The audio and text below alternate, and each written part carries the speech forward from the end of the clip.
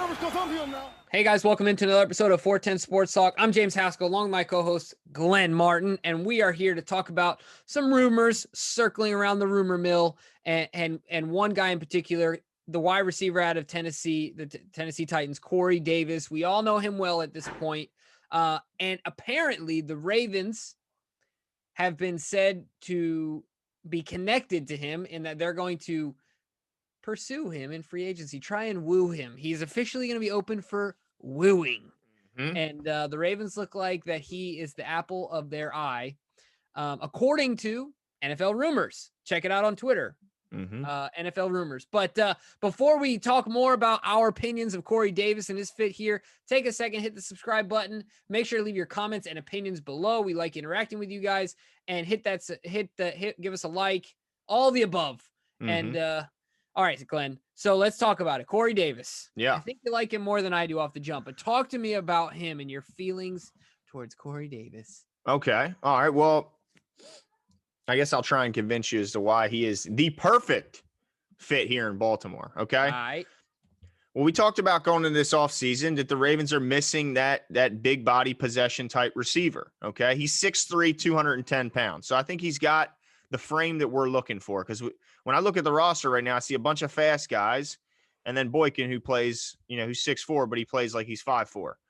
So we need that size. He brings the size. Then I say, I want a player who's ascending, who's young, and who's on the uptick on his career and not on the downslide. Well, he's 25 years old, Jimmy, and he's coming off in a season in which he set a career high in receptions, in yards per catch, in touchdowns, in catch percentage. He had a catch percentage, Jimmy, as a wide receiver at almost 71%.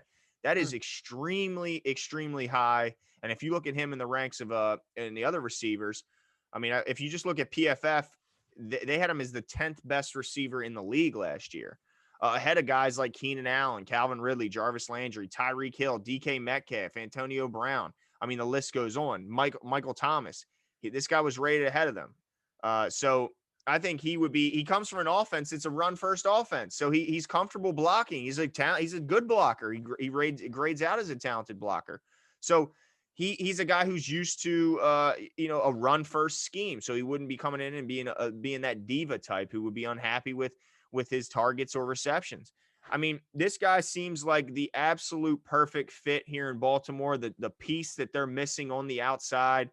And if they attack anyone in free agency, I'm hoping that it's him, because, they're not going to be able to get a guy like an Allen Robinson who's wanting 19, 20 a year. But the projected valuation for Corey Davis, just under 10, Jimmy. They could work out a $9.8 million per year evaluation. They could do it. I don't think they could do it with some of these other guys. So I'm a fan of Corey Davis. I'm hopeful that he's going to be in Baltimore this season. And it could be a case where he doesn't take a long-term deal. He could take a 2-year deal with all guarantees and then still hit free agency at 27 years old and get the bag. So I'm a big fan of it, and I'm hopeful that I've swayed your opinion. Yeah, I'm trying really hard to be as objective as possible as I listen to your opinion. There's a couple things that it's hard for me to deal with. One, and I guess I don't think all of this has to do with him, but he was the number 7 overall pick in the draft. And then, of course, A.J. Brown comes in, who maybe they were Corey Davis was grossly overvalued, and A.J. Brown was grossly undervalued, because he immediately became the number 1 receiver in Tennessee when he came in. So that, to me, is, I guess my question to you is, are you expecting Corey Davis to be our bona fide number 1? Like, Lions share the ball, or do you see that being split up amongst him and Hollywood? Do you see what I'm saying? Because I don't know yet if he's a bona fide number 1. Well, in his earlier years, he was dealing with some questionable quarterback play with Marcus Mariota. And since Ryan Tannehill has taken over, I mean, he's performed well. He had some injury issues last season, and look, A.J. Brown, he's a monster. I think that was the year where there was just a ton of receivers. So, I mean, I think it was just that, the fact same that year they got we took Hollywood, late, right? Yeah, and then DK went, Terry McLaurin went. I mean, that was sarcasm. Yeah, there was a ton of guys. Hey, he's a pretty good one. But he ain't A.J. Brown. No, and I don't think he's AJ, but there's not many that are. But I yeah, understand your I point think though. that with quality quarterback play, he's shown that he can be a really good receiver. I mean, almost 71% catch percentage as a receiver is really, really good. Yeah.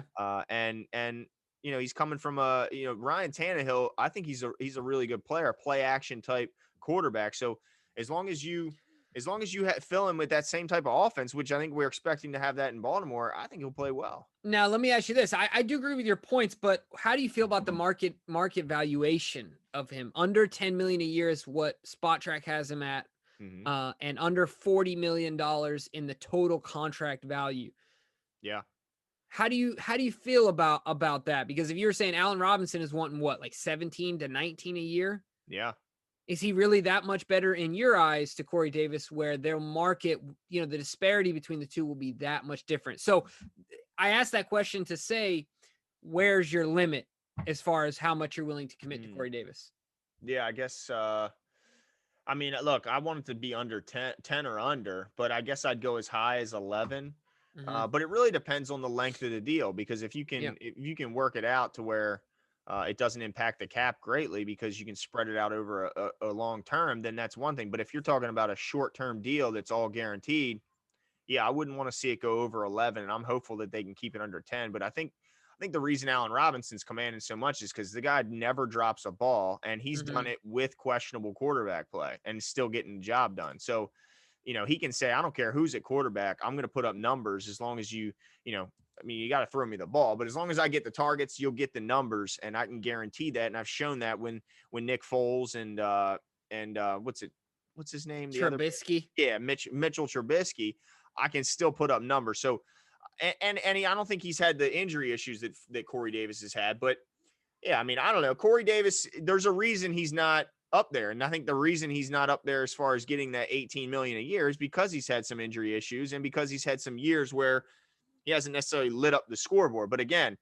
Mariota being your quarterback is definitely going to limit you. And there's a reason Yeah. he's the backup quarterback now. Yeah, no, those are all great points. And I feel like you're starting to sway me towards that side at that number, right? Like Yeah. at that 9 to 11 a year number, I'm okay with it, but I don't want them to overpay. Who was the wide receiver we paid and then mysteriously fell to physical? Ryan Grant. Yeah, from the Colts. He ended up signing with the Colts. Yeah, like I don't want it to be one of those deals where and I don't see this happening, but every once in a while the Ravens, no GM is perfect, right? No. And so I don't want him to reach, is I guess what I'm saying. And look, I don't mind making the Tennessee Titans a little weaker. That's all right with me Right. too. I mean, come over Exactly. here, go stomp on their logo after we beat them again next year in the playoffs, right? Like, I mean, that would be nice. I don't know how I'd feel about that because, man, if you're doing that, what are you going to do when you leave Baltimore? I don't know if I want to see that, but look, I'll just say this, last year and the year before, Marquise Brown, he definitely showed some growth, but but there were some certain areas that also kind of took a step back. And when I look at like his yards per target, took a little bit of a step back. His catch percentage, just 58%. Again, Corey Davis, 71%. And even at his best, Marquise was a little under 65% on his catch percentage, which obviously, quarterback play has a lot to do with that as well. But also yards per target. Last year, Marquise, 7.7.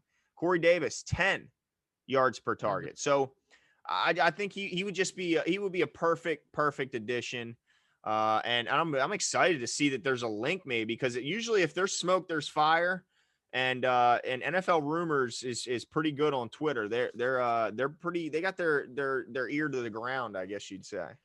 yeah, absolutely. They can tell if the Stampede's coming, right? Yeah, man. So I'm hopeful. Absolutely. Well, you guys let us know what you think. I guess Glenn has done his job this evening and swaying me at that number is as far as I'll go. But I like it. And so the big thing that I didn't consider that you're absolutely right about is the fit, as far as him being happy in this type of offense in comparison to the he has familiarity with it, because this is very similar as far as being a run first, run heavy, everything starts and ends with a run type team. Right. Yep. So I agree with you there. So let us know what your guys' thoughts are. Is it a hit or a miss? Do we avoid him like the plague, or should he be the apple of the Ravens' eye? Let us know your thoughts, and we'll talk to you guys soon. See you.